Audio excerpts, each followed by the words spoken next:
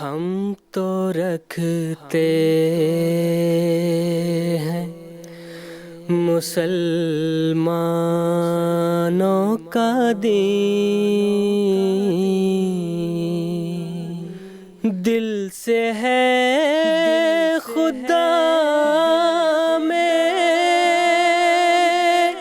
ختم المرسلین،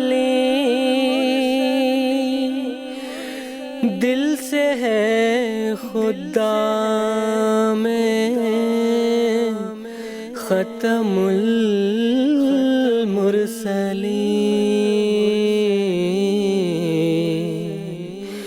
ختم المرسلین۔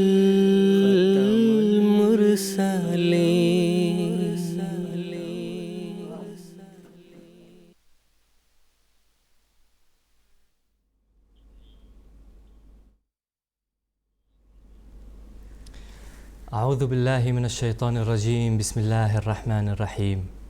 ناظرین اکرام، السلام علیکم ورحمۃ اللہ وبرکاتہ۔ آج 13 نومبر 2021 ہفتے کا دن ہے۔ انڈیا میں اس وقت رات کے 10 بجے ہیں اور GMT کے مطابق اس وقت سحر کے 4:30 بجے ہیں۔ اور ناظرین، یہ وقت ہے پروگرام راہ ہدیٰ کا۔ حضرت اقدس مسیح موعود علیہ السلام کی پیاری بستی قادیان دارالاماں سے راہ ہدیٰ سیریز کا یہ تیسرا ایپیسوڈ لے کر ہم آپ کی خدمت میں حاضر ہیں۔ حسب دستور یہ پروگرام آپ کی خدمت میں لائیو پیش کیا جا رہا ہے اور لائیو ہونے کے ساتھ ساتھ یہ انٹریکٹیو بھی ہوگا، یعنی ہم اپنی اسٹوڈیو کی ڈسکشن کے ساتھ ساتھ اپنے ناظرین کے ٹیلی فون کالز ریسیو کریں گے، ان کے سوالات کو سنیں گے، اور جو علماء کرام اس وقت ہمارے ساتھ پینل میں موجود ہے وہ ان کے سوالات کے جوابات بھی اسی پروگرام کے ذریعے سے دیں گے۔ تو ہمارے ناظرین کے لیے ہماری ٹیلی فون لائنز ایکٹیویٹڈ ہیں۔ اس کے علاوہ فیکس، ٹیکسٹ میسیجز اور ای میل کی سہولت بھی موجود ہے، جن کے ذریعے سے آپ ہم تک اپنے سوالات پہنچا سکتے ہیں۔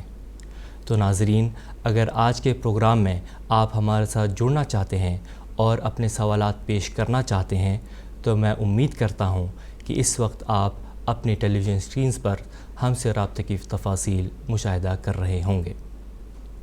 قادیان دارالاماں سے پروگرام راہ ہدیٰ کے 4 ایپیسوڈز پر مشتمل اس سیریز کا یہ تیسرا ایپیسوڈ ہے، اور اس ایپیسوڈ میں ہم اسلامی شریعت اور اسلامی حکومت کے ذرعی اصول اور تعلیمات کے عنوان پر گفتگو کریں گے، اور اس بہت ہی اہم موضوع کو اپنے علماء سے سمجھنے کی کوشش کریں گے۔ مخالفین کے اعتراضات کے جوابات بھی اس پروگرام کے ذریعے سے دینے کی کوشش کریں گے۔ اگر اس موضوع سے ریلیٹڈ آپ کے ذہن میں کوئی بھی سوال ہو تو آپ ہم سے رابطہ کر کے اپنے سوالات پیش کر سکتے ہیں۔ حسب سابق اس پروگرام میں ہمارے ساتھ 2 علماء شریک گفتگو ہوں گے۔ پہلے میں ان کا تعارف کروا دیتا ہوں۔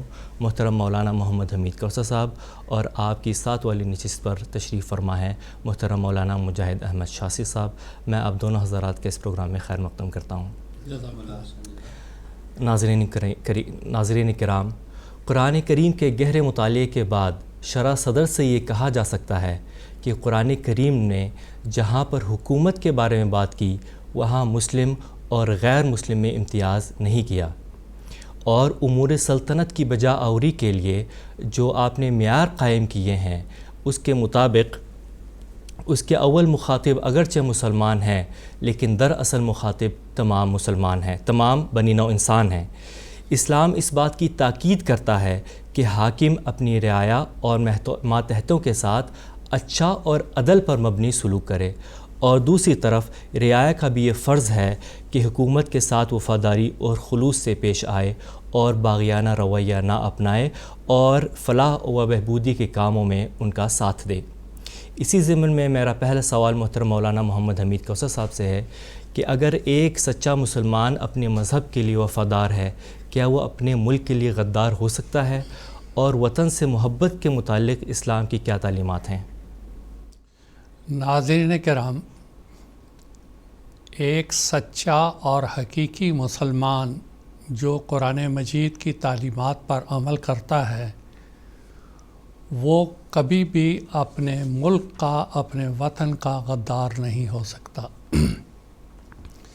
کیونکہ اللہ تعالیٰ نے قرآن مجید میں یہ حکم دیا، یا ایھا الذین آمنوا اطیعوا اللہ و اطیعوا الرسول و اولی الامر منکم، اے مومنو سب سے پہلے تم اللہ کی اطاعت کرو، پھر رسول کی اطاعت کرو، پھر اولی الامر جو تمہارے حاکم ہیں ان کی اطاعت کرو، اور اگر تم میں کوئی اختلاف پیدا ہو جائے تو معاملے کو اللہ اور اس کے رسول کی طرف لوٹا دو۔ یہ وہ بنیادی آیت ہے جس کے اوپر اگر ایک مسلمان سچے دل سے عمل کرتا ہے وہ کبھی بھی کسی حکومت میں باغیانہ رویہ اختیار نہیں کر سکتا، نہ وہ باغی ہو سکتا ہے۔ یہ بات درست ہے کہ اگر کسی حکومت میں کوئی حاکم وقت ایسا حکم دے جو قرآن مجید کی تعلیمات کے خلاف ہوں تو پھر قرآن مجید کی تعلیمات پر عمل کرنا ہے، اس حاکم کی تعلیمات کے اوپر عمل نہیں کرنا۔ یہ اس آیت میں جو بتایا گیا ہے کہ اگر تم میں اختلاف پیدا ہو جائے تو اس کو اللہ اور اس کے رسول کی طرف تم نے اس کو پیش کر دینا ہے، اور وہاں سے تم نے روشنی اور رہنمائی حاصل کر کے آگے کارروائی کرنی ہے۔ اس لیے غداری کا تو کوئی سوال پیدا نہیں ہوتا۔ اب ہے کیا، یہاں پر تھوڑی سی وضاحت کی ضرورت ہے۔ یہ باتیں پیدا کیوں ہوتی ہیں اور اس زمانے میں کیوں پیدا ہوئیں؟ اس کی وجہ یہ ہے کہ آج جو اسلام کو اعتراضات کا نشانہ غیروں کی طرف سے، دجالی طاقتوں کی طرف سے، ابلیس کی طرف سے، شیطان کی طرف سے، یاجوج ماجوج کی طرف سے جو نشانہ اعتراضات کا بنایا جاتا ہے، اس میں یہ کہا جاتا ہے کہ اسلام ایک دہشت گرد تعلیم دینے والا مذہب ہے اور اس کے اوپر جو چلتے ہیں وہ دہشت گرد ہوتے ہیں۔ بڑے ہی افسوس کی بات ہے، بہت ہی افسوس کی بات ہے کہ عصر حاضر میں انہی قوتوں نے، اسلام کے جو مخالف قوتیں تھیں، انہوں نے اپنے مقاصد کو، مذموم مقاصد کو پورا کرنے کے لیے ایک ایسا گروہ تیار کیا جو ایک طرف ان کے مقاصد کو پورا کرتا تھا اور دوسری طرف ان کو وہ لبادہ اڑایا جو کہ بظاہر اسلامی نظر آتا تھا، لیکن ان کے سارے اعمال، سارے کام وہ اسلامی تعلیمات کے خلاف تھے اور اسلام کو بدنام کرنے والے تھے۔ آج یہ لوگ جتنے بھی یہ بڑے بڑے دنیا کے چینل ہیں اور ذرائع ابلاغ ہیں، یہ دکھاتے ہیں دیکھو فلاں اسلامی ملک میں ایک دہشت گرد برسر اقتدار آیا، عورتوں کے ساتھ یہ سلوک ہو رہا ہے، بچوں کے ساتھ یہ سلوک ہو رہا ہے، غیر مسلموں کے معبد کے ساتھ یہ سلوک ہو رہا ہے، اور جیسے ایک میز کے اوپر بیٹھ کے آپریشن کرتے ہیں ویسے یہ اسلام کی دھجیاں اڑا رہے ہوتے ہیں، اور ایسی صورت میں اسلام کو دنیا کے سامنے پیش کرتے ہیں کہ ہر دیکھنے والا یہ سمجھے کہ یہ انتہائی خطرناک ڈراؤنا مذہب ہے اور اس سے ہم کو دور رہنا ہے۔ یہ تو اللہ تعالیٰ کا لاکھ لاکھ شکر ہے کہ اس نے عصر حاضر میں سیدنا حضرت مسیح علیہ السلام کو بھیجا، اور آپ نے یہ فرمایا کہ یہ جو تعلیمات، جنگ، تلوار، قتل، اس کا اسلام سے کوئی تعلق نہیں ہے۔ اور سیدنا محمد صلی اللہ علیہ وسلم نے واضح طور پر فرما دیا تھا، جب امت محمدیہ میں مسیح موعود اور مہدی موعود آئیں گے، یدع الجزیۃ اور یدع الحرب، کہ وہ جنگ کو ختم کر دیں گے اور اس کا خاتمہ ہو جائے گا۔ مسیح موعود علیہ السلام نے اعلان فرمایا خطبہ الہامیہ میں کہ اب مذہبی جنگوں کا خاتمہ ہو گیا، اب صلح کاری کا سفید جھنڈا میں بلند کرتا ہوں اور اسلام کی خوبصورت تعلیمات دنیا کے سامنے میں پیش کرتا ہوں۔ اور یہی بات حضرت مسیح موعود علیہ السلام نے فرمائی کہ دیکھو ان مذہبی جنگوں کا خاتمہ ہے، اب اس کے لیے تم تلوار نہ استعمال کرو، طاقت نہ استعمال کرو، مخالفین اسلام کے تم آلہ کار نہ بنو، بلکہ صحیح اسلامی تعلیمات کو اپناؤ۔ اور جب انہوں نے نہیں اپنایا، آج تک اس کا خمیازہ بھگت رہے ہیں۔ اب رہا سوال یہ کہ ہمارے آقا حضرت محمد مصطفیٰ صلی اللہ علیہ وسلم نے جو اسلام دنیا کے سامنے پیش کیا، اس کی ایک یا دو مثالیں میں پیش کرتا ہوں۔ آپ کبھی وطن کے غدار یا مملکت کے غدار نہیں رہے۔ آپ کی مکی زندگی تقریباً 13 سال یا 12.5 سال کے قریب ہے۔ آپ ایک دفعہ اپنے صحابہ کے ساتھ تشریف فرما تھے، حضرت عبد الرحمن بن عوف نے رسول کریم صلی اللہ علیہ وسلم کے سامنے یہ پیش کیا کہ حضور جب میں مسلمان نہیں تھا اس وقت میرے سامنے کسی کو نظر اٹھانے کی جرأت نہیں تھی، آج بھی وہی عبد الرحمن عوف ہے اور مسلمان ہو گیا ہے، ہمیں اجازت دیجیے کہ ہم ان کا مقابلہ کریں۔ رسول کریم صلی اللہ علیہ وسلم نے فرمایا انی امرت بالعفو، میں درگزر کی تعلیم دیا گیا ہوں، فلا تقاتلوا، تم ان کا جنگ سے مقابلہ نہ کرو، تلوار سے مقابلہ نہ کرو۔ یہ ہے اسلام۔ اسلام امن کا مذہب ہے، اسلام شانتی کا مذہب ہے، اسلام محبت سے پھیلائے جانے کا مذہب ہے، اور یہی وہ اصل دلائل ہیں جس کو دیکھ کر اسلام کو لوگ قبول کرتے ہیں۔ اب رہا سوال وطن کی محبت۔ ہمارے آقا سیدنا محمد صلی اللہ علیہ وسلم نے فرمایا کہ وطن کی محبت، حب الوطن من الایمان، یہ انسان کے ایمان کا حصہ ہے۔ جہاں انسان رہتا ہے وہاں کا وہ وفادار رہتا ہے، مطیع رہتا ہے، اور قوم کی بھلائی کے لیے وہ سوچتا رہتا ہے۔ رسول کریم صلی اللہ علیہ وسلم نے مکہ میں یہ سارا عرصہ گزارا، تکلیفیں سہیں، آپ کے ساتھیوں نے انتہائی دردناک تکلیفیں اٹھائیں، اور ایک دفعہ انہوں نے دور حبشہ کے علاقے میں ہجرت کی، اور دوسری طرف جب مکہ میں اس کے باوجود اسلام پھیلتا چلا گیا تو پھر انہوں نے ایک میٹنگ بلائی 7 ستمبر کو، اور اس کے اندر دارالندوہ میں یہ فیصلہ کیا کہ حضرت محمد صلی اللہ علیہ وسلم کی 3 سزائیں ہم مقرر کرتے ہیں، یا تو ان کو قتل کر دیا جائے گا، یا ان کو قید کر دیا جائے گا، یا ان کو وطن سے نکال دیا جائے گا۔ آپ نے یہ جب سارے حالات دیکھے، آپ نے مسلمانوں کو یہ تعلیم دی کہ ہم تلوار سے ان کا مقابلہ نہیں کریں گے،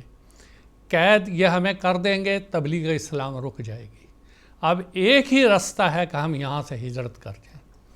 آپ مکہ مکرمہ سے باہر تشریف لائے، غار ثور میں آپ کچھ دن رہے، اور اس کے بعد آپ رات کو مدینہ ہجرت کرنے کی طرف جب چل پڑے تو آخری نظر آپ نے مکہ کی طرف ڈالی اور کہا اے میری پیاری بستی، تو مجھے محبوب ترین بستی تھی، مگر تیرے رہنے والے مجھے یہاں رہنے نہیں دیتے، اس لیے میں مجبور ہو کے جا رہا ہوں۔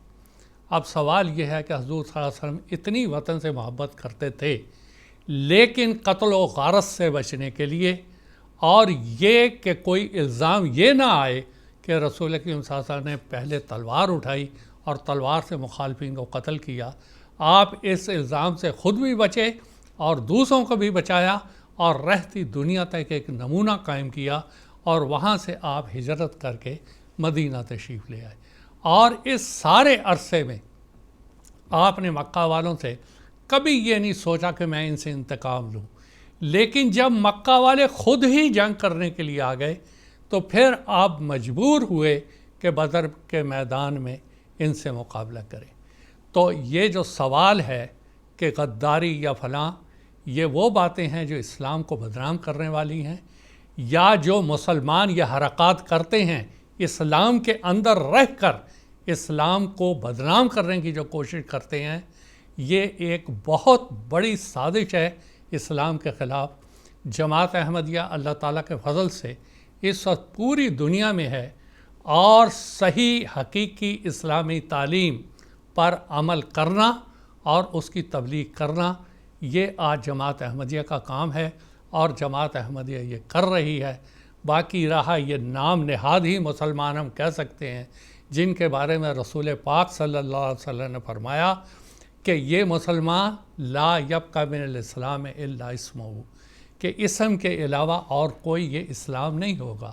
خود ان کا محبوب شاعر ہے اقبال، وہ خود کہتے ہیں شور ہے کہ ہو گئے دنیا سے مسلمان نابود، ہم یہ کہتے ہیں کہ تھے بھی کہیں مسلم موجود، یوں تو سید بھی ہو، مرزا بھی ہو، افغان بھی ہو، تم سبھی کچھ ہو، یہ تو بتاؤ مسلمان بھی ہو۔ امتی باعث رسوائی یہ پیغمبر ہے، یہ اقبال صاحب نے فرمایا، علامہ اقبال نے ان مسلمانوں کے بارے میں۔ تو کون سا اسلام، کون سے مسلمان؟ وہ جو حضور نے فرمایا ہے صرف نام کے مسلمان، اور یہ دوسروں کے ہاتھوں میں کھیل رہے ہیں اور اسلام کو بدنام کروا رہے ہیں اور اسلام کو ایک خوفناک مذہب کے طور پہ پیش کر رہے ہیں۔ حقیقی اسلام عصر حاضر میں وہی ہے جو حضرت سیدنا مسیح موعود علیہ السلام نے دنیا کے سامنے پیش کیا۔ یحیی الدین و یقیم الشریعہ، اثر نو اسلام کو قائم کیا، اسلام کو زندہ کیا، اور یہی وہ اسلام ہے جو دنیا میں اپنے حسن کے ذریعہ، اپنے دلائل کے ذریعہ، اپنے برہین کے ذریعہ پھیلتا چلا جا رہا ہے اور پھیلتا چلا جائے گا۔ یہ ہے اس سوال کا مختصر سا جواب، اور باقی باتیں اگلے سوال میں آ جائیں گی۔ جی جزاکم اللہ تعالی احسن الجزا۔ اب ایک ٹیلی فون کالرز کو اپنے پروگرام میں جوڑنے کی کوشش کرتے ہیں۔ میں بنگلہ دیش سے محترم عارف الزمان صاحب سے بات کرنا چاہوں گا۔ السلام علیکم ورحمۃ اللہ عارف الزمان صاحب۔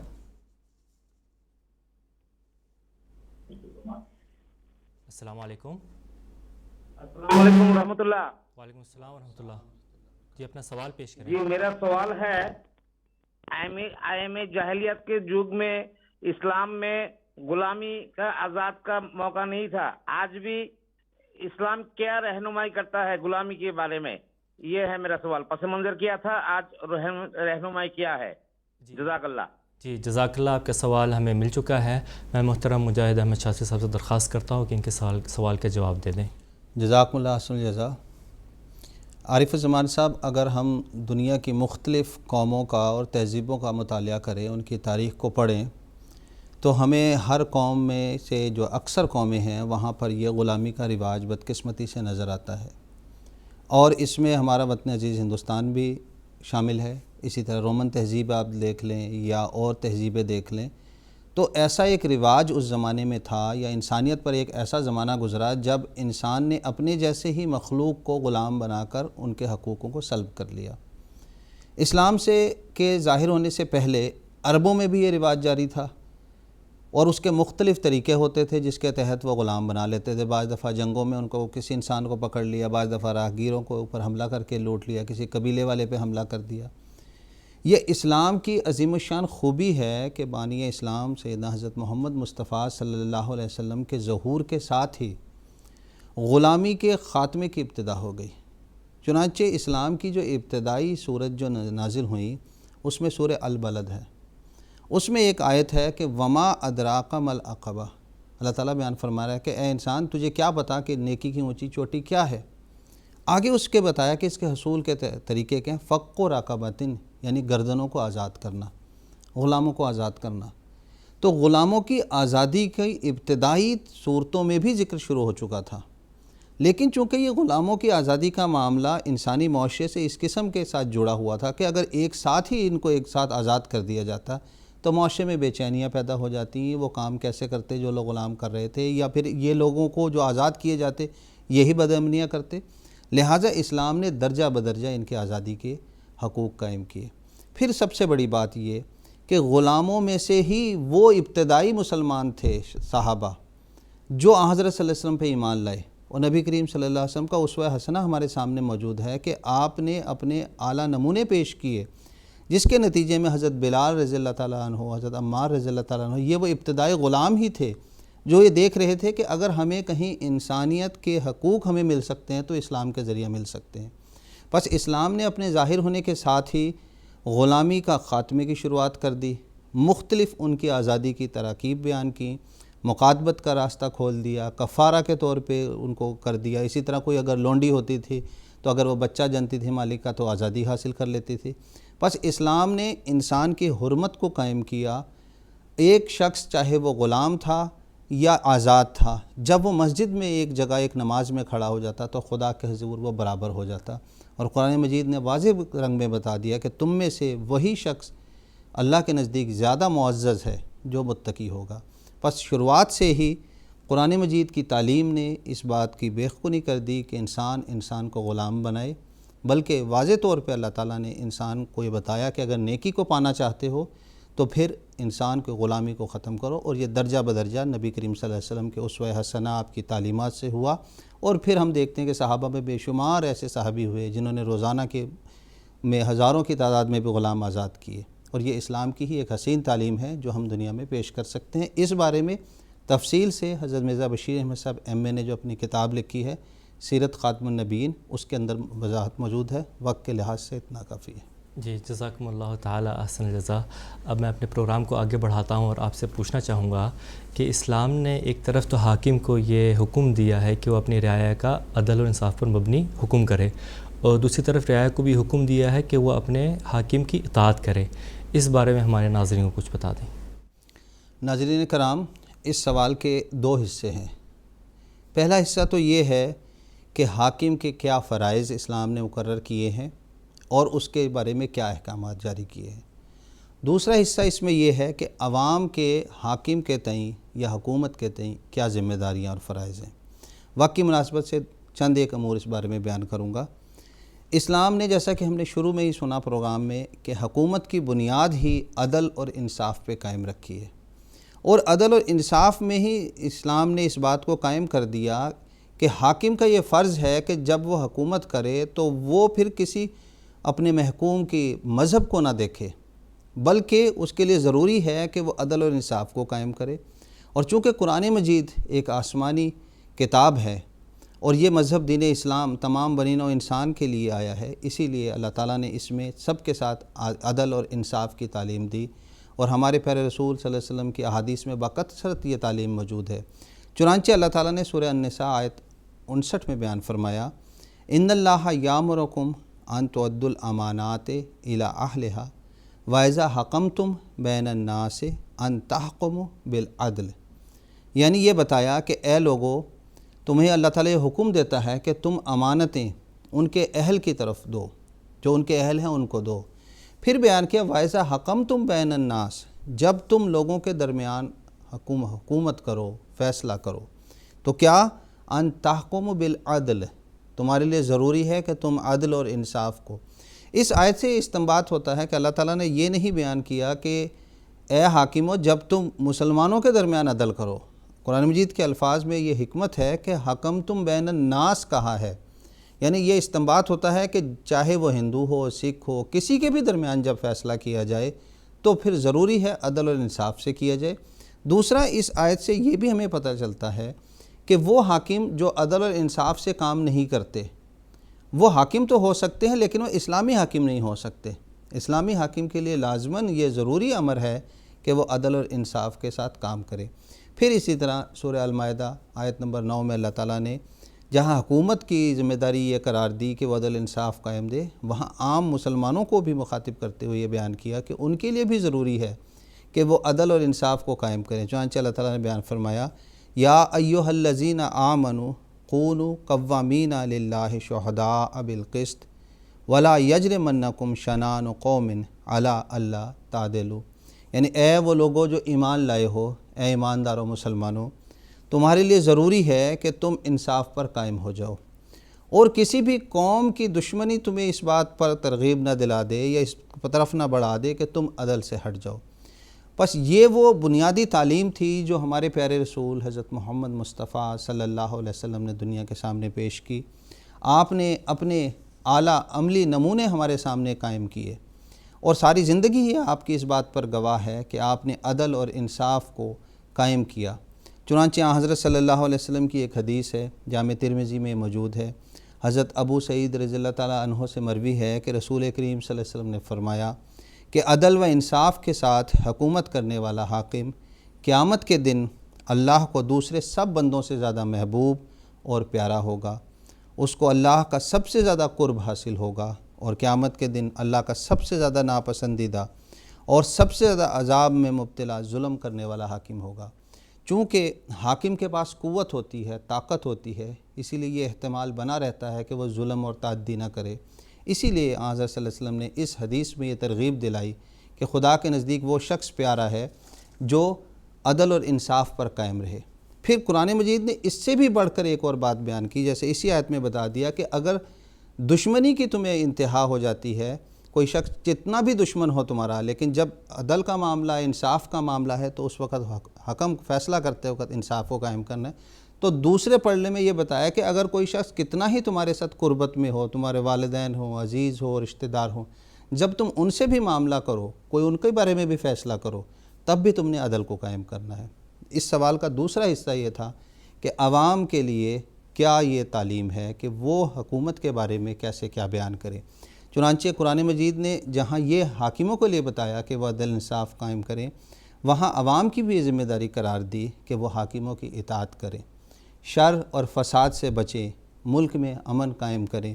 ابھی محترم مولانا صاحب نے بیان فرمایا، قرآن مجید کی واضح آیت موجود ہے، سورہ النساء کی آیت نمبر 60، یا ایھا الذین آمنوا اطیعوا اللہ و اطیعوا الرسول و اولی الامر منکم، یعنی اے لوگو جو ایمان کا دعویٰ کرتے ہو، تمہارے لیے یہ ضروری ہے کہ تم اللہ اور اس کے رسول کی اطاعت کرو اور اولی الامر کی اطاعت کرو۔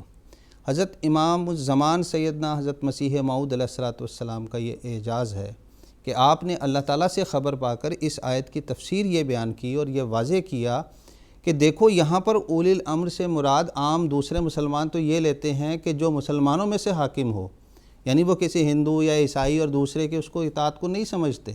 مسیح موعود علیہ السلام نے بیان فرمایا کہ وہ حاکم جو شریعت میں دخل نہیں کرتا وہ بھی اولی الامر کے اندر شامل ہے، لہٰذا اس کی اطاعت کرنا بھی ضروری ہے۔ اور حقیقتاً یہی ہے کہ آج جماعت احمدیہ حضرت مسیح موعود علیہ السلام کی اس تعلیم کو ساری دنیا میں پھیلا رہی ہے اور پہنچا رہی ہے، اور یہ امام الزمان کی تعلیم ہے جس پر عمل کرنے کے نتیجے میں ہی دنیا میں حقیقی امن قائم ہو سکتا ہے۔ ہمارے پیارے خلیفہ حضرت خلیفۃ المسیح الخامس ایدہ اللہ تعالیٰ بنصر العزیز ایک موقع پر حکومت اور کی اطاعت کے حوالے سے بیان فرماتے ہیں، پھر دنیاوی لحاظ سے بھی جو حاکم ہے اس کی دنیاوی معاملات میں اطاعت ضروری ہے۔ کسی بھی حکومت نے اپنے معاملات چلانے کے لیے جو ملکی قانون بنائے ہوئے ہیں ان کی پابندی ضروری ہے۔ پس یہ ہے اسلام کی وہ عظیم الشان تعلیم جو اس کو دیگر تمام مذاہب سے ممیز اور اعلیٰ کرتی ہے، کہ حاکم کو بتایا کہ حکومت کے لیے انصاف شرط ہے، نہ صرف حاکم بلکہ عام مسلمان کو بھی بتایا کہ تمہیں بھی چاہیے کہ انصاف میں تعاون کرو، تمہیں دشمنی ہو یا دوستی ہو کسی بھی پہلو میں انصاف کو قائم رکھنا ہے۔ عوام کو بتایا کہ تم نے حکومت کی اطاعت کرنی ہے، اس کی اطاعت کی اہمیت بتائی، اور بتایا حاکم چاہے تمہارا کسی طرح کا بھی ہو، بلکہ بعض احادیث میں تو اس قسم کا آتا ہے کہ یہ بھی بتایا گیا کہ اگر کوئی حبشی بھی حاکم ہو جائے اور اس کا سر منقے کے دانے کے مطابق ہو تو پھر بھی اس کی اطاعت کرنی ہے۔ بنیادی وجہ یہی ہے کہ ملک میں امن کا قیام ہوگا تو اس کے بعد ہی تمام انسانی حقوق چلیں گے، اور یہ اسلام کی وہ عظیم الشان تعلیم ہے جو اس کو دیگر تمام مذاہب سے بلند مقام پہ قائم کرتی ہے۔ جزاکم اللہ تعالیٰ احسن الجزا۔ بہت سارے سوالات موصول ہو رہے ہیں، اس میں سے یو کے سے عبدالرشید صاحب یہ سوال کرتے ہیں، جو لوگ جماعت کی مخالفت کرتے ہیں جبکہ حضرت مسیح موعود علیہ السلام نے بار بار اللہ تعالیٰ کی قسمیں کھا کر بتایا ہے کہ میں اسی کی طرف سے ہوں، تو ایسے لوگوں کا جواب کس طرح دینا چاہیے؟ میں محترم مولانا محمد حمید کو سب سے درخواست کرتا ہوں ان کا جواب۔ بات یہ ہے کہ ایسے لوگوں کو سمجھاتے چلے جانا اور ان کے لیے دعا کرتے جانا یہی ان کا علاج ہے، اور اس کے علاوہ ہم کیا کر سکتے ہیں؟ اب دیکھیں کہ ایسے لوگوں کی مثال ایک اور ذریعہ سے بھی دی جا سکتی ہے۔ حضرت سیدنا محمد مصطفیٰ صلی اللہ علیہ وسلم اپنے چچا ابو طالب کے پاس تھے، آپ کو ان کی صحبت میسر تھی، لیکن آپ کو ایمان لانے کی توفیق نہیں ملی، اور پھر بعض دوسرے صحابہ تھے، آپ کے دوسرے چچا تھے، مثال کے طور پہ ابو لہب ہے اور دوسرے، ان کو بھی توفیق نہیں ملی، لیکن بعض غلام تھے وہاں پر، جیسے حضرت بلال رضی اللہ تعالیٰ عنہ، حضرت عمار رضی اللہ تعالیٰ عنہ، ان کو اللہ تعالیٰ نے توفیق دی اور وہ احمدیت اور اسلام کو قبول کر کے وہ دین اسلام میں داخل ہو گئے۔ اسی طرح ہمارے غیر احمدی بھائی، ان کو سمجھانا ہمارا فرض ہے، اور اللہ تعالیٰ کے فضل سے جو ان میں سنجیدہ طبع ہیں وہ اس کو قبول بھی کرتے ہیں، وہ اس کو مانتے بھی ہیں، اور اس کے بعد جماعت میں شامل بھی ہوتے ہیں۔ ہاں، بعض مولوی طبع ایسے ہیں جو ان کو ہمیشہ دور رکھتے ہیں اور جماعت احمدیہ کے خلاف ورگلانے کی کوشش کرتے ہیں۔ حالانکہ حضرت مسیح موعود علیہ الصلوۃ والسلام جو آپ قسموں کی بات کر رہے ہیں، یہ تو اللہ تعالیٰ نے ایک معیار قرآن مجید میں قائم کر دیا تھا. وَلَوْ تَقَوَّلَ عَلَيْنَا بَعْضَ الْأَقَاوِيلِ، اللہ تعالیٰ نے حضرت محمد مصطفیٰ صلی اللہ علیہ وسلم کے بارے میں فرمایا اگر یہ جھوٹا الہام کا دعویٰ کرتا اور الہام بنا کے ہماری طرف منسوب کرتا کہ یہ اللہ نے مجھے کہا ہے، تو میں اس کو شاہ رگ سے دائیں ہاتھ سے پکڑتا اور اس کی شاہ رگ کاٹ دیتا. اب یہ ایک معیار ہے. حضرت محمد صلی اللہ علیہ وسلم دعوی نبوت کے بعد 23 سال زندہ رہے اور آپ برحق تھے، سچے تھے ہر مسلمان کے نزدیک. اس کا مطلب یہ ہوا کہ اگر کوئی الہام کا دعویٰ کرنے کے بعد 23 سال زندہ رہتا ہے تو ہمیں ماننا پڑے گا کہ وہ جو کہہ رہا ہے وہ اللہ تعالیٰ کی طرف سے کہہ رہا ہے. اسی طرح ہی حضرت مرزا غلام احمد صاحب اگر اور پچھلے الہام چھوڑ بھی دیں تو 1876 میں ان کے والد صاحب کی وفات ہوئی، اور اس وقت جو الہام ہوا وَالسَّمَاءِ وَالطَّارِقِ عَلَيْهِ صَلَّهُ بِكَافٍ عَبْدًا، وہاں سے ہی اگر جوڑا جائے تو یہ تو 23 سال سے بہت زیادہ بن جاتا ہے. اور یہی بات حضرت مرزا غلام احمد صاحب خود بیان کر رہے ہیں. اے قدیر و خالق ارض و سما، کہ اے آسمان و زمین کے بادشاہ، یہ لوگ کہتے ہیں کہ تو جھوٹا ہے، اگر میں جھوٹا ہوں پارا پارا کن، میرے ٹکڑے ٹکڑے کر دے، میرے گھر پہ آتش افشاں برسا تاکہ ان دشمنوں کو تو خوش کر دے اور ان کو پتہ چل جائے کہ میں جھوٹا ہوں. لیکن اس کے بالعکس اللہ تعالیٰ نے حضرت مسیح موعود علیہ السلام کی تائید و نصرت فرمائی اور فرماتا چلا جا رہا ہے. یہ حضرت مسیح علیہ السلام کی صداقت کا سب سے بڑا ثبوت ہے، اور اللہ تعالیٰ کے فضل سے مسلمانوں میں سے سعید روحیں جماعت میں شامل بھی ہوتی چلی جا رہی ہیں اور ہوتی چلی جائیں گی. اللہ ان کو توفیق دے. جی جزاکم اللہ. اب میں اپنے پروگرام کو ہی آگے بڑھانا چاہوں گا اور محترم مولانا محمد حمید کوثر صاحب سے پوچھنا چاہوں گا کہ اسلام تشدد کو بالکل فروغ نہیں دیتا بلکہ ہر قسم کے جبر سے روکتا ہے. اس کی براہ کرم وضاحت فرما دیں. دیکھیں، جب آپ یہ کہتے ہیں کہ اسلام تشدد کی تعلیم نہیں دیتا، تشدد کی تعلیم دیتا ہے اپنے عقیدے میں. مثال کے طور پہ ہم اسلامی تعلیمات پہ کاربند ہیں. تشدد شددہ یعنی سختی سے قائم ہے، اور اس سے ہم ہٹ نہیں سکتے چاہے کچھ بھی ہو جائے. لیکن یہی تشدد اگر ہم غیر پہ کرتے ہیں اس لیے کہ اس کو اسلام میں داخل کریں تو اسلام اس کی اجازت قطعاً نہیں دیتا ہے. اسلام یہ کہتا ہے بلغ ما انزل الیک، جو تیرے طرف نازل ہوا ہے اے رسول صلی اللہ علیہ وسلم اور آپ کے بعد آپ کے متبعین، اس کو دوسروں تک پہنچاؤ. پھر اللہ تعالیٰ رسول کریم صلی اللہ علیہ وسلم کو فرماتا ہے فذکر انما انت مذکر لست علیہم بمسیطر، تو نصیحت کر اور نصیحت کرتا چلا جا، مگر تو ان کے اوپر دروغہ نہیں ہے. ہم نے تجھے دروغہ نہیں بنایا ہے، بلکہ تیرا کام صرف نصیحت کرنا ہے، تیرا کام پہنچا دینا ہے. شدت، زبردستی، سختی وہ اسلام نہیں سکھاتا ہے. وقت کی رائے سے صرف میں ایک مثال دیتا ہوں. ہمارے آقا حضرت محمد صلی اللہ علیہ وسلم کو بعض مواقع ایسے آئے، ایسے میسر تھے، اگر آپ چاہتے تو سختی کر کے ان لوگوں کو تباہ و برباد کر سکتے تھے. مثال کے طور پہ رسول پاک صلی اللہ علیہ وسلم طائف تشریف لے گئے، تقریباً 10 دن وہاں رہے اور ان کو اسلام کا پیغام پہنچایا. عبد یا لیل یا ابن عبد یا لیل جو وہاں کا رئیس تھا اس نے بھی انکار کیا. لمبی بات ہوئی. آخر میں کیا ہوا کہ انہوں نے زبردست پتھراؤ رسول کریم صلی اللہ علیہ وسلم پر کیا. اتنا پتھراؤ کیا کہ آپ کے سر کا خون بہتا بہتا نیچے جوتیوں تک آ گیا. 3 میل یہ پتھراؤ کا سلسلہ جاری رہا. جب آپ ایک جگہ تشریف فرما ہوئے تو جو پہاڑوں کا بادشاہ تھا وہ آیا اور کہنے لگا کہ اگر حکم ہو اور اجازت ہو تو یہ جو 2 پہاڑ ہیں طائف کے، ان کو میں چکی کی طرح پیس دوں، ان ساروں کو رون دوں اور ان کا کچھ بھی باقی نہ رہے. حضور نے جیسے ہی یہ سنا آپ تڑپ اٹھے. آپ نے فرمایا لا لا، ایسا نہ کرنا. شاید اللہ تعالیٰ ان کی نسلوں کو اسلام قبول کرنے کی توفیق عطا فرمائے. اب اگر شدت ہوتی تو آپ کہتے ان کو تباہ کرو، ان کا کچھ نہ چھوڑو، ان کو نیست و نابود کر دو. مگر آپ نے نہیں کہا، آپ نے فرمایا ان کو مہلت دو. اور وہی ہوا.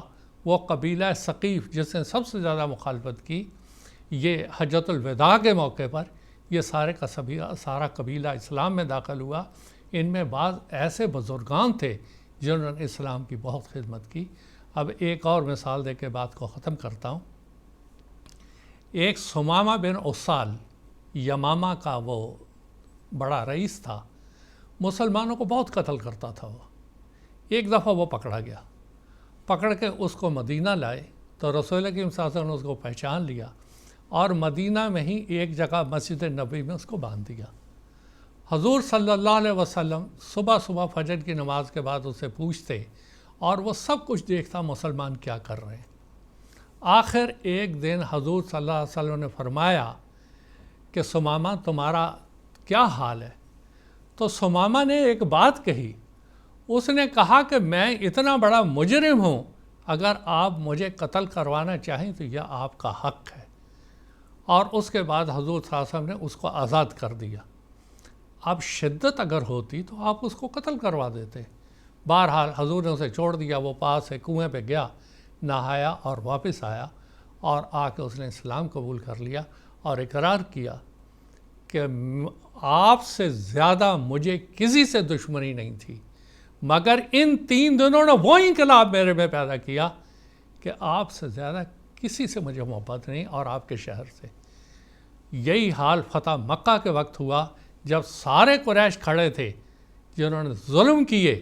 آپ چاہتے تو سب کو ہلاک کر دیتے، لیکن آپ نے فرمایا لا تثریب علیکم اليوم اذهبوا انتم الطلقاء، کہ تم سب کے سب آزاد ہو.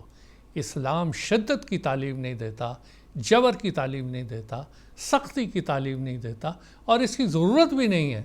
اسلام کے اندر وہ دلائل ہیں، وہ خوبیاں ہیں، وہ حسن ہے کہ اگر دوسروں کے سامنے اچھی طرح سے پیش کیا جائے تو یقیناً اس کے اندر اتنی جاذبیت ہے کہ وہ اس کو قبول کریں گے، جیسے آج جماعت احمدیہ کے ذریعہ قبول کرتے چلے جا رہے ہیں. یہ اختصار سے اس کا جواب تھا. جی جزاکم اللہ. بہت سارے ٹیلی فون کالرز ہمارا ویٹ کر رہے ہیں. وقت کی رعایت سے میں ایک ٹیلی فون کالر کو اپنے پروگرام میں شامل کرنا چاہوں گا. انڈیا سے عادل عباس صاحب. السلام علیکم ورحمۃ اللہ. عادل عباس صاحب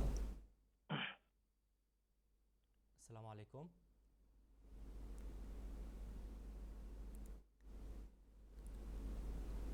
ہم ان سے دوبارہ جڑنے کی کوشش کریں گے، تب تک اپنے پروگرام کو آگے بڑھائیں گے. اور میں محترم مجاہد احمد شاستری صاحب سے یہ پوچھنا چاہوں گا کہ اسلامی تعلیمات ہر سطح پر امن کے قیام کی ضمانت دیتا ہے. اسلام کی تعلیمات امن پسند ہیں، اس پر روشنی ڈالنے کی درخواست ہے آپ سے. ناظرین کرام، آج کے زمانے کا جو سب سے بڑا مسئلہ ہے وہ یہ ہے کہ انسان نے تو بے انتہا ترقی کر لی ہے. سائنس کی اور ٹیکنالوجی کی مدد سے زندگی کے ہر شعبے میں ترقی ہو چکی ہے. انسان چاند میں چلا گیا، بلکہ اس سے آگے منگل میں بھی چلا گیا، وہاں بھی پانی تلاش کر رہا ہے. لیکن اس کے ساتھ المیہ یہ ہے کہ انسان کے اندر جو ہے وہ خالی پن آتا جا رہا ہے.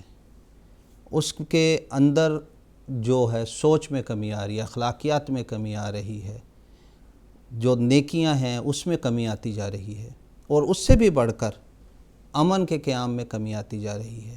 لہٰذا آج کے زمانے کا جو سب سے بڑا اہم مسئلہ ہے وہ امن کو قائم کرنا اور اس پر چلنا ہے. اور یہ صرف امن، یہ صرف یہ نہیں کہ کسی ملکوں کے لحاظ سے امن ہے، بلکہ اس کے اندر زندگی کے مختلف شعبہ زندگی کے میں امن کو قائم کرنا ہے. اور جب انسان پریشان فکر مند ہوتا ہے تو اس کی نظریں اٹھتی ہیں، وہ دیکھتا ہے، غور کرتا ہے کہ میں اب کس طرف جاؤں، کہاں سے میں امن کو حاصل کروں. تو ایسے وقت میں اسلام کی تعلیمات ہیں جو اس کو امن کی حسین تعلیم پیش کرتی ہے. بدامنی جو پیدا ہوئی ہے آج کے زمانے میں، اس کے مختلف وجوہات ہیں. ان وجوہات میں سے ایک بڑی بدامنی جو ملکوں کے درمیان پیدا ہوتی ہے یا قوموں کے درمیان پیدا ہوتی ہے وہ یہ ہے کہ ایک مذہب کے ماننے والے دوسرے مذہب کے ماننے والوں کے خداؤں کو برا بھلا کہتے ہیں. آپ فیس بک اٹھا کے دیکھ لیجئے، سوشل میڈیا اٹھا کے دیکھ لیجئے، آزادی، بولنے کی آزادی کے نام پر ایسے ایسے اعتراضات کیے جاتے ہیں دوسرے مذہب کے خداؤں پر، معبودوں پر، کہ اگر اس کو پڑھا جائے تو لازمی بات ہے کہ دوسرے مذہب کے ماننے والے فریق جو ہیں وہ امن سے دور ہو جاتے ہیں، اور اس کے نتیجے میں ہم دیکھتے ہیں کہ فساد پیدا ہوتے ہیں ملک میں۔ لیکن قرآن مجید کا یہ اعجاز ہے کہ قرآن مجید نے خاص طور پر آج سے 1400 سال پہلے ہی ہمیں یہ بتا دیا کہ باوجود اس کے کہ اللہ تعالیٰ سچا ہے، برحق ہے، اس میں کسی قسم کی کوئی کمی نہیں، پھر بھی اللہ تعالیٰ نے سورہ الانعام آیت 109 میں بیان فرمایا، مسلمانوں کو یہ تعلیم دی، وَلَا تَسَبُّوا الَّذِينَ يَدْعُونَ مِن دُونِ اللَّهِ فَيَسُبُّوا اللَّهَ عَدُوًّا بِغَيْرِ علم، یعنی اے مسلمانوں، تم اللہ کے علاوہ جو دوسرے معبود ہیں ان کو برا بھلا نہ کہو، ان کو گالیاں نہ دو، غلط ناموں سے نام نہ کرو، کیونکہ پھر اس کے نتیجے میں کیا ہوگا کہ وہ بھی بنا علم کے اللہ تعالیٰ کو برا بھلا کہہ دیں گے۔ پس امن کو قائم کرنے کے لیے اسلام نے ایک بنیادی تعلیم یہ دی۔ پھر جب ہم دیکھتے ہیں بدامنی پیدا ہونے کی وجوہات میں سے ایک بڑی وجہ یہ ہے کہ ایک مذہب کے ماننے والے دوسرے مذہب کے بانیان پہ حملہ کرتے ہیں، ان کی عزتوں پہ حملہ کرتے ہیں، ہتک کی جاتی ہے۔ نعوذ باللہ آپ دیکھ لیں، ایک چلن ہی چل پڑا ہے، حضرت صلی اللہ علیہ وسلم کے مختلف کارٹون بنائے جاتے ہیں، جس کے نتیجے میں مسلمانوں میں چونکہ اپنے پیارے نبی سے بے انتہا عشق ہے، اس کے نتیجے میں ایک ملک میں ایک ہجان سا پیدا ہو جاتا ہے۔ پھر اسی طرح بعض لوگ دوسرے انبیاؤں کا برا بھلا کہتے ہیں۔ قرآن مجید نے ہمارے سامنے آج سے 1400 سال پہلے یہ تعلیم رکھ دی اور یہ بتا دیا کہ دیکھو، دائمی امن قائم کرنے کا ایک بنیادی ذریعہ یہ ہے کہ اللہ تعالیٰ نے بتایا کہ وَإِن مِّن أُمَّةٍ إِلَّا خَلَا فِيهَا نَذِيرٌ، کہ ہر ایک امت کے اندر اللہ تعالیٰ نے ڈرانے والے بھیجے ہیں، نبی بھیجے ہیں، جنہوں نے ان کو برحق راستہ دیا ہے، اور وہ سارے کے سارے خدا کی طرف سے آئے تھے۔ اس زمانے کے معمور بانی جماعت احمدیہ سیدنا حضرت اقدس مسیح موعود علیہ السلام نے بیان فرمایا اپنی کتاب تحفہ کیسریہ میں کہ یہ اصول نہایت پیارا اور امن بخش اور صلح کاری کی بنیاد ڈالنے والا اور اخلاقی حالتوں کو مدد دینے والا ہے کہ ہم ان تمام نبیوں کو سچا سمجھ لیں جو دنیا میں آئے، خواہ ہند میں ظاہر ہوئے یا فارس میں یا چین میں۔ ان سب سے ہٹ کر جو اسلام نے ایک اور امن کو قائم کرنے کی اصول اور نیم ہمارے سامنے بیان کیا، وہ یہ تھا کہ اسلام نے انسان کو انسانیت کا درجہ دلوایا، یعنی ایک انسان اور دوسرے انسان میں جو انسانیت کا درجہ ہے اس کو قائم کیا۔ ذات پات کی تفریق، طبقات کی تفریق، اونچ نیچ کی تفریق مختلف قوموں کے اندر موجود ہے، مختلف تہذیبوں کے اندر موجود ہے۔ آپ آج بھی نظر دوڑا کے دیکھ لیں کہ آج ہم زیادہ دور کیا جائے، ہمارے ہی ملکوں میں دیکھ لیں، بعض اپنے آپ کو اونچی ذات کا کہتے ہیں، اور اونچی ذات کا ہونے کی وجہ سے وہ اپنے آپ کو برہمن کہلاتے ہیں کہ ہم برہما سے پیدا ہو گئے، اور ایک طبقے کو نیچی ذات کا گنتے ہیں، ان کو انسانی حقوق ہی نہیں دیے جاتے۔ لیکن اس کے مقابل پہ اسلام نے جو قیام امن کے لیے بنیادی بات ابتدا میں ہی قائم کر دی کہ حضرت صلی اللہ علیہ وسلم نے اس وقت جب کہ غلامی کا ہی رواج تھا، جیسا کہ شروع میں بتایا، آپ نے انسان کو انسانیت کا درجہ دیا، اور یہاں تک درجہ دیا کہ ان غلاموں میں سے ہی، نیچی ذات کے لوگوں میں سے ہی، جو معاشرے کے دبے کچلے لوگ تھے، ان میں سے جو تھے، ان کے بچوں میں سے ان کو امیر بنا دیا۔ چنانچہ حضرت صلی اللہ علیہ وسلم کی زندگی پہ نظر دوڑا کے دیکھیں کہ آپ نے اپنی وفات سے پہلے جو آخری لشکر بھیجا، اس میں نبی کریم صلی اللہ علیہ وسلم نے ایک غلام اسامہ کو، یعنی زید کے بیٹے اسامہ جو تھے، ان کو سردار مقرر کر دیا، اور ان کے ماتحتی میں حضرت ابوبکر صدیق بھی تھے، حضرت عمر بھی تھے۔ پھر آپ دیکھیں حضرت بلال رضی اللہ تعالیٰ عنہ کا واقعہ ہے کہ آپ جب فتح مکہ ہوئی تو نبی کریم صلی اللہ علیہ وسلم نے یہ اعلان فرمایا کہ جو حضرت بلال کے جھنڈے تلے آ جائے گا اس کو بخش دیا جائے گا۔ تو قیام امن کے لیے جو اسلام نے عظیم الشان کام کیے ہیں، ان میں یہ چند ایک بنیادی اصول ہیں۔ اس کے علاوہ ایک اور بنیادی اصول وقت کی رعایت سے بیان کرنا چاہوں گا کہ امن کے قیام میں ایک مشکل یہ آتی ہے کہ لوگ یہ خیال کرتے ہیں کہ اپنے حقوق تو وہ مانگتے ہیں کہ ہمیں حقوق دیے جائیں، ہمارے اس کے لیے مطالبات ہوتے ہیں، اسٹرائک ہوتی ہیں، روڈ بلاک کیے جاتے ہیں، لیکن جب فرائض ادا کرنے کی باری آتی ہے تو وہاں وہ پیچھے ہٹ رہے ہوتے ہیں۔ اسلام نے یہ بنیادی اصول ہمارے سامنے بیان کر دیا کہ کلکم رائن و کلکم مسئول عن رعیتہ، یعنی اے لوگو، تم میں سے ہر ایک شخص حاکم بھی ہے اور اس سے اس کی حکومت کے بارے میں، محکومیت کے بارے میں پوچھا جائے گا، یعنی اس کے حقوق اور فرائض کے بارے میں پوچھا جائے گا۔ پھر اسلام کے یہ وہ بنیادی باتیں ہیں جن پر اگر آج چلا جائے تو دنیا میں امن کا قیام ممکن ہے، اور حقیقتاً اسلام کی ان تعلیمات پر چل کر آپ تاریخ کو پڑھ کر دیکھ لیں، دبی کچی انسانیت جو مختلف زمانوں سے دبے ہوئے لوگ تھے، انہوں نے انسانیت کا شرف حاصل کیا، اور ان غلاموں میں سے، نچلی ذاتوں میں سے ایسے لوگ پیدا ہوئے جو بادشاہ وقت بھی بنے اور انہوں نے حکومتیں بھی کی۔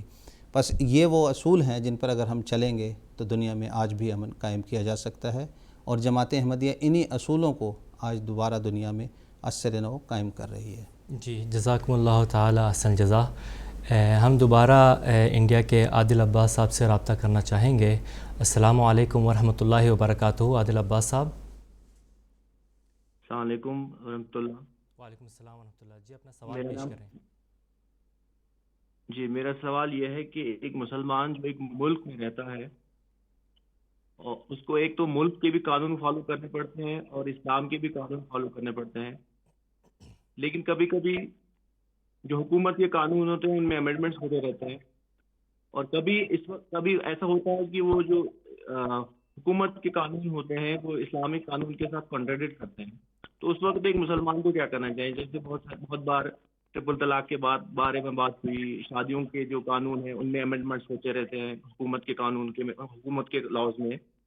اگر وہ حکومت کے لاز اسلامک لاز کے ساتھ کنٹراڈکٹ کرتا ہے تو اس وقت ایک مسلمان کو کیا کرنا چاہیے؟ ایک تو اس کو حکومت کو بھی اطاعت کرنی پڑتی ہے، دوسرا اس کو اسلام بھی فالو کرنا ہے، لیکن اگر ان دونوں کے لاز کنٹراڈکٹ کرتے ہیں کسی بات پہ تو اس وقت ایک مسلمان کے لیے آپ کے پاس کیا رہنمائی ہے؟ جی جزاک اللہ۔ ٹھیک ہے، جزاک اللہ، آپ کا سوال ہم تک پہنچ گیا ہے۔ میں محترم مولانا مجاہد احمد شاستری صاحب سے درخواست کرتا ہوں کہ ان کا سوال کا جواب دے دیں۔ جزاکم اللہ عادل صاحب، آپ نے بہت اہم سوال کی طرف توجہ دلائی ہے۔ قرآن مجید نے ہمارے سامنے یہ اصول بیان فرمایا ہے کہ حضرت صلی اللہ علیہ وسلم کی زندگی ایک اسوہ حسنہ ہے، اور آپ کی زندگی پہ اگر ہم غور کریں تو اس سوال کا جواب کو ہم بڑی اچھی طرح سے سمجھ سکتے ہیں۔ نبی کریم صلی اللہ علیہ وسلم نے 40 سال کی عمر میں دعویٰ فرمایا، اور 13 سال مکہ میں آپ پر انتہائی مظالم کیے گئے۔ اس کے بعد آپ نے وہاں سے مدینہ کے لیے ہجرت کی۔ مکہ میں اس وقت جو بھی ان کا ایک نظام جاری تھا، چاہے اس کو قبیلے داری کا نظام کہہ لیجئے یا وہاں کا وقتی نظام کہہ لیجئے، حضرت صلی اللہ علیہ وسلم نے اس نظام کو فالو کیا ہے۔ یہ نہیں تھا کہ آپ اسی دن خانہ کعبہ میں چلے گئے، آپ نے وہاں سے جا کے مورتیوں کو اٹھا کے پھینک دیا، بتوں کو توڑ دیا، بلکہ اس نظام کو فالو کیا تھا۔ ہاں، قرآن مجید ایک طرف کی بات نہیں کرتا، بلکہ قرآن مجید دونوں پہلوؤں کو لیتا ہے۔ قرآن مجید جیسے شروع میں نے یہ بیان کیا کہ عوام کا یہ حق نہیں ہے کہ وہ اٹھے اور یہ کہہ دے کہ فلانا اعتراض تھا، اور ویسے تو ایک فساد اور شر کا دروازہ ہی کھل جائے گا کہ ہر ایک قانون کے اوپر وہ شخص اعتراض کر دے گا کہ یہ اسلامی قانون کے فلانے لحاظ سے اس میں اعتراض ہو رہا ہے، فلانا اس پر اعتراض چل رہا ہے، بلکہ عوام کے لیے یہ ضروری ہے کہ وہ ملک میں امن کو قائم کرے اور فساد سے بچے۔ یہ نہیں کہ سٹرائک کرے، ہڑتالیں کرے، روڈ بلاک کر دے قانونوں کے خلاف، جیسا کہ آپ دیکھتے ہیں کہ ملک میں تسلسل سے چل رہا ہے۔ اس کے نتیجے میں کیا ہوگا کہ ملک میں فساد پیدا ہو جائے گا، بدامنی پیدا ہوگی، اور اس کے نتیجے میں ملک میں اکنامی ڈاؤن ہوتی چلے جائے گی، وہ ہر ایک پہ اثر انداز ہوتا چلا جائے گا۔ بس اگر کوئی قانون، پہلے تو حاکم کے لیے بھی یہ ذمہ داری ہے کہ وہ عدل اور انصاف سے قائم کرے، اور اپنے تمام جو اس کی رعایا ہے اس کے لیے قرآن مجید یہ ہدایت دیتا ہے کہ وہ ان تمام کا دھیان رکھے، اس کا خیال رکھے اور ان کے مطابق فیصلہ کرے۔ پھر عوام کو یہ ہدایت دی گئی، اگر ان کو کوئی قانون نہیں بھی پسند، ایسا وہ سمجھ رہے ہیں کہ اسلامی شریعت سے وہ ٹکرا رہا ہے، تو باوجود اس کے تابع رہنا ہے۔ یہ نہیں کہ اپنی مرضی سے ہی اس کے فساد کر دیں۔ اگر یہ دروازہ کھول دیا جاتا ہے تو پھر اس کے نتیجے میں تو ہر شخص آزاد ہو جائے گا، اور وہ پھر روڈ بلاک کرتا رہے گا، اور ملک میں بدامنی کی حالت پیدا ہو جائے گی۔ جزاک اللہ۔ جی جزاکم اللہ تعالیٰ جزا۔ ایک آف لائن سوال موصول ہوا ہے۔ جی ایک بات یہ ہے کہ ابھی جو میں نے شروع میں آیت پڑھی تھی اس کے آخر میں ہے وَإِن تَنَازَعْتُمْ فِي شَيْءٍ فَرُدُّوهُ إِلَى اللَّهِ وَالرَّسُولِ۔ مثال کے طور پہ کوئی ایسی تعلیم دی جاتی ہے جو قرآن مجید کی بنیادی تعلیمات کے خلاف ہے، رسول کریم صلی اللہ علیہ وسلم کی بنیادی تعلیمات کے خلاف ہے، تو ہم نے اس کا قرآن اور احادیث کی روشنی میں اس کا جائزہ لینا ہے، خلیفۃ المسیح رابع رحمہ اللہ نے اپنے ترجمہ قرآن میں یہ لکھا ہے کہ اگر اس کے بعد بھی ہو تو ہمیں بہرحال اسلامی تعلیمات کے اوپر عمل کرنا ہے. پھر ہم اسلامی تعلیمات، قرآنی تعلیمات کے خلاف ہم نہیں جائیں گے. یہ ہے ایک بات جو حضور نے لکھی. دوسری بات یہ کہ انہوں نے طلاق ثلاثہ کی بات کی ہے. ابھی جو انڈیا گورنمنٹ نے قانون بنایا طلاق ثلاثہ کا، یہ تو قرآن مجید کے عین مطابق ہے. یہ مسلمان بلا وجہ ضد کر رہے ہیں کہ طلاق 2 مرتبہ ہے. تیسری مرتبہ جب طلاق جس سے رجوع ہو سکتا ہے، اگر تیسری طلاق جب ہو تو یا تو پھر رکھنا ہے یا پھر اس عورت کو چھوڑ دینا ہے. تو جو قانون بنایا ہے وہ شریعت کے عین مطابق ہے. یہی وجہ ہے کہ مسلمان اس کے اوپر خود اختلاف کرتے ہیں. یہ حضرت عمر کا قول تو لے لیتے ہیں لیکن قرآن مجید کی تعلیم چھوڑ دیتے ہیں. حضرت عمر نے جو کام کیا تھا وہ صرف ایک وقتی نوعیت کا تھا. اصل تو وہ ہے جو قرآن مجید میں مذکور ہے کہ طلاق 2 مرتبہ ہے جس میں رجوع ہو سکتا ہے. تیسری طلاق جب دے دیں گے تو اس میں رجوع نہیں ہے، اور یہی ہے اس میں سب سے بڑا مسئلہ. اور دوسری بات اس بھائی کو میں ایک اور سمجھانا چاہتا ہوں کہ اگر آپ اس قانون کی گہرائی میں دیکھیں گے، اور جب ان سے سوال کیے گئے، یہ باتیں بار بار پوچھا گیا کہ یہ طلاق کا مسئلہ آپ نے کیوں اٹھایا پارلیمنٹ میں، ان کا جواب یہ تھا کہ ہم کو اس قانون سے مطلب نہیں ہے. مطلب یہ ہے کہ اس 5 لاکھ ایسی عورتیں ہیں جن کو مسلمانوں نے مختلف وقتوں میں طلاقیں دے دے کے سڑک پہ چھوڑ دیا. ایک آدمی شراب پی کے آیا، طلاق کہا، بیوی کو باہر پھینک دیا. اب 5 لاکھ عورتوں کا انسانی مسئلہ ہے، وہ کہاں جائیں گی؟ تو ہمیں تو اس لحاظ سے وہ قانون بنانا پڑا کہ طلاق کے معاملے میں 3 طلاقیں ایک ہی شمار ہوں گی. پھر جو اسلام کی تعلیم ہے اس کے اوپر عمل ہوگا. افسوس کی بات یہ ہے کہ مسلمانوں کے پاس ان طلاق شدہ عورتوں کے لیے کوئی ایسا نہ بیت المال کا نظام ہے، نہ ان کو سنبھالنے کا نظام ہے.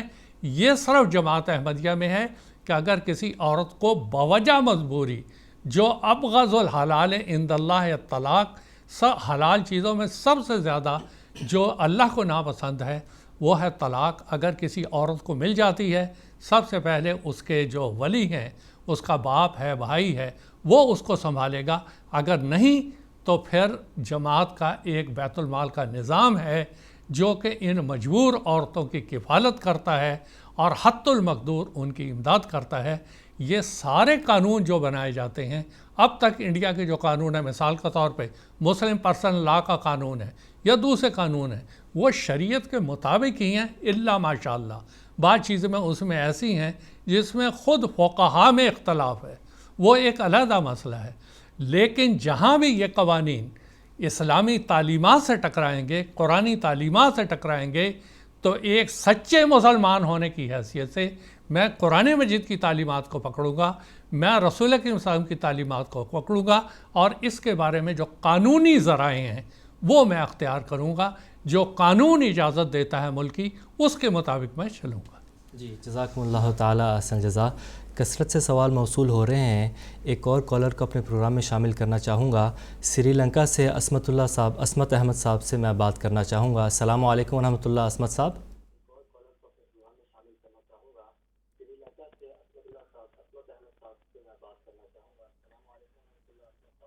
وعلیکم السلام ورحمۃ اللہ وبرکاتہ. جی، اپنی ٹیلی ویژن اسکرین کو میوٹ کر دیں اور ٹیلی فون کے ذریعے سے ہم سے بات کریں اور اپنا سوال مکمل پیش کریں. جی، میرا سوال ہے کہ کسی کو میوٹ کر دیں اور ٹیلی فون کے ذریعے سے ہم سے بات کریں. جی ٹھیک ہے. اگر کسی ملک میں مختلف قسم کے مذاہب کے لوگ بستے ہوں اور اس ملک میں اگر ایسا کوئی اعلان کیا جائے یا کسی قانون کی ایسی کوشش کی جائے کہ ایک ملک اور ایک قانون، یعنی اس کا مطلب ہے 1 country 1 law، اس سلسلے میں اگر عوام الناس سے کوئی رائے پوچھا جاتا ہے تو اس سلسلے میں بطور ایک مسلمان کا کیا جواب ہونا چاہیے؟ یہ میرا سوال ہے. جی جزاک اللہ. میں محترم مولانا مجاہد احمد شاذلی صاحب سے درخواست کرتا ہوں کہ ان کے سوال کا جواب دے دیں. جزاکم اللہ. کسی ملک میں جب کوئی قانون پاس کیا جاتا ہے تو حکومت کی یہ اولین ذمہ داری ہوتی ہے کہ وہ ایسا قانون تیار کرے جس میں لوگوں کی فلاح اور بہبودی ہو جائے۔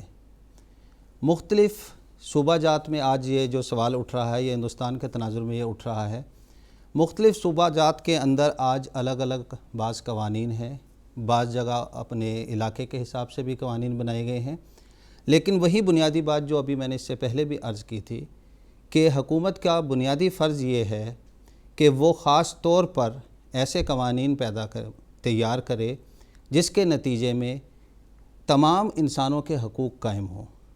یہ نہ ہو کہ اس قوانین کے نتیجے میں کسی ایک انسان کو یا کسی ایک کمیونٹی کو فائدہ پہنچ جائے، بلکہ یہ اولین ان کی ذمہ داری ہے حکومت کی کہ وہ ایسے قوانین تیار کریں جس کے نتیجے میں تمام لوگوں کو بنیادی طور پہ فائدے حاصل ہو جائیں۔ بس اکثر اس میں یہی عرض کرنا چاہتا ہے۔ جی جزاکم اللہ تعالیٰ سجزا۔ ایک آف لائن سوال موصول ہوا ہے جس میں وہ کہتے ہیں کہ ہجرت کے بارے میں قرآن کریم کی کیا تعلیمات ہیں؟ میں محترم مولانا حمید کوثر صاحب سے درخواست کرتا ہوں۔ ہجرت کے بارے میں تعلیم یہ ہے جو حضرت محمد مصطفیٰ صلی اللہ علیہ وسلم کا اپنا اسوہ ہے۔ حضور صلی اللہ علیہ وسلم مکہ میں تھے، مکہ میں آپ نے صبر کے ساتھ ان کی تمام مصیبتوں کو برداشت کیا، کبھی ان کے پتھراؤ کے مقابلے میں پتھراؤ نہیں کیا۔ تو سب سے پہلی بات تو یہ ہے کہ وہ صبر سے برداشت کرنا ہے، اور دوسری بات یہ ہے کہ جب آپ حضور صلی اللہ علیہ وسلم نے دیکھا کہ یہ لوگ نہ میری بات سنتے ہیں، الٹا میری مخالفت کرتے ہیں، تو پھر اسلام اس کو حق دیتا ہے کہ وہ دوسری زمین کے اوپر ہجرت کر جائے، اور یہ قرآن مجید میں آیا بھی ہے کہ اللہ کی زمین تو بڑی وسیع تھی، تم دوسری جگہ کیوں نہیں چلے گئے اور وہاں جا کر تم نے اللہ تعالیٰ کی عبادت کیوں نہیں کی اور اپنے مذہب کی صحیح طور پہ تعلیم کیوں نہیں دنیا کے سامنے پیش کی۔ اب اس کی چھوٹی سی مثال کے طور پہ ہمارے پڑوسی ملک میں یا بعض اور عرب ملکوں میں جماعت احمدیہ پہ عرصہ حیات تنگ کیا ہوا ہے۔ اب دو ہی صورتیں ہیں، یا تو جماعت احمدیہ ان کی مخالفت کرے حکومت کی، ان کے خلاف اٹھ کھڑی ہو جیسے باقی دنیا اٹھتی ہے، لیکن نہیں، ہمارے حضرت محمد صلی اللہ علیہ وسلم مکہ کی جو بھی ٹوٹی پھوٹی قریش کی سلطنت تھی ان کے خلاف اٹھے نہیں، بلکہ آپ مدینہ کی طرف ہجرت کر گئے۔ اس سے پہلے آپ نے حبشہ کی طرف اپنے مسلمانوں کو ہجرت کی نصیحت کی۔ اسی طرح ہی آج بھی جماعت احمدیہ کے افراد جہاں یہ مصیبتیں ان میں ہیں، اول تو وہ قانونی دائرے میں رہتے ہوئے ان کو حل کرنے کی کوشش کرتے ہیں۔ جہاں یہ مصیبت زیادہ ہو جاتی ہے اور وہ آزادی سے عبادت نہیں کر سکتے ہیں، اپنی تبلیغ نہیں کر سکتے ہیں، وہاں وہ مجبوراً وہ رستہ اختیار کریں گے جو حضور صلی اللہ علیہ وسلم کا تھا، اور اس ملک سے ہجرت کر کے کسی دوسرے ملک میں چلے جائیں گے۔ یہی رسول اکرم صلی اللہ علیہ وسلم کا نمونہ ہے، یہی قرآن کی تعلیم۔ جی اب میں ایک آف لائن آخری سوال لینا چاہوں گا۔ یہ پوچھنا چاہتے ہیں کہ کیا خلیفہ وقت ہی اس ملک کے حکمران ہوں گے؟ میں محمد حمید کوثر صاحب سے درخواست کرتا ہوں کہ اس کا جواب دے دیں۔ حضرت خلیفۃ المسیح ثانی رضی اللہ تعالیٰ عنہ نے تفسیر کبیر میں ان بحثوں کو کسی طرح سے اٹھایا ہے اور اس کی وضاحت کی ہے۔ جو بھی خلیفہ وقت ہوں گے، جب ایسے حالات پیدا ہوں گے، خلیفہ وقت فیصلہ کریں گے۔ ویسے حضرت خلیفۃ المسیح ثانی رضی اللہ تعالیٰ نے یہی فرمایا ہے کہ جماعت احمدیہ میں خلافت کا نظام الگ رہے گا، حکومتوں کا نظام الگ رہے گا، حکومتیں خلیفہ سے مشورہ لیں گی اور ان کے ارشادات کے مطابق اپنے قوانین بنائیں گی اور اپنی حکومتیں خود چلائیں گی، لیکن یہ دونوں نظام الگ الگ ہوں گے۔ ایسا حضرت مسلم موعود رضی اللہ تعالیٰ عنہ نے جو کچھ بیان کیا اس سے یہ نتیجہ نکلتا ہے۔ لیکن اصل بات یہی ہے کہ جب ایسے حالات آئیں گے، جو خلیفہ وقت، اللہ تعالیٰ ہمارے خلیفہ کو صحت والی لمبی عمر دے، تو خلیفہ وقت فیصلہ کریں گے کہ کیا کرنا ہے اس وقت، یہ ان کے اختیار میں ہے۔ جی جزاکم اللہ تعالیٰ اصل جزا۔ ناظرین، اسی کے ساتھ آج کے پروگرام کا وقت ختم ہوا چاہتا ہے۔ پروگرام کے اختتام پر حضرت اقدس مسیح موعود علیہ الصلوۃ والسلام کا ایک اقتباس پیش کرنا چاہوں گا۔ حضرت اقدس مسیح موعود علیہ الصلوۃ والسلام فرماتے ہیں، خدا تعالیٰ نے عدل کے بارے میں جو بغیر سچائی پر پورا اقدام مارنے کے حاصل نہیں ہو سکتی فرمایا ہے، لا یجرمنکم شنآن قوم علی الا تعدلوا اعدلوا هو اقرب للتقوی، یعنی دشمن قوموں کی دشمنی تمہیں انصاف سے مانے نہ ہو، انصاف پر قائم رہو کہ تقوی اسی میں ہے۔ اب آپ کو معلوم ہے کہ جو قومیں ناحق ستاویں اور دکھ دیویں اور خون ریزیاں کریں اور تعاقب کریں اور بچوں اور عورتوں کو قتل کریں، جیسا کہ مکہ والے کافروں نے کیا تھا، اور پھر لڑائیوں سے باز نہ آویں، ایسے لوگوں کے ساتھ معاملات میں انصاف کے ساتھ برتاؤ کرنا کس قدر مشکل ہوتا ہے۔ مگر قرآنی تعلیم نے ایسے جانی دشمنوں کے حقوق کو بھی ضائع نہیں کیا اور انصاف اور راستی کے لیے وصیت کی۔ نور القرآن نمبر 2 روحانی خزائن جلد 9 صفحہ نمبر 409۔ ناظرین کرام، اسی کے ساتھ آج کا پروگرام کا وقت ختم ہوا چاہتا ہے۔ ہمارا اگلا ایپیسوڈ 20 نومبر 2021 انڈین وقت کے مطابق رات 10 بجے اور GMT کے مطابق سحر 4:30 بجے لائیو قادیان دارالامان سے نشر کیا جائے گا۔ اگلے پروگرام میں ہم اسلام میں عورت کے مقام پر گفتگو کریں گے۔ تب تک کے لیے اجازت دیجیے۔ السلام علیکم ورحمۃ اللہ وبرکاتہ۔ لوگوں کے یہی نور خدا پاؤ گے، لو تمہیں طور تسلی کا بتایا ہم نے۔ آؤ لوگوں کے یہی نور خدا پاؤ گے، لو تمہیں طور تسلی کا بتایا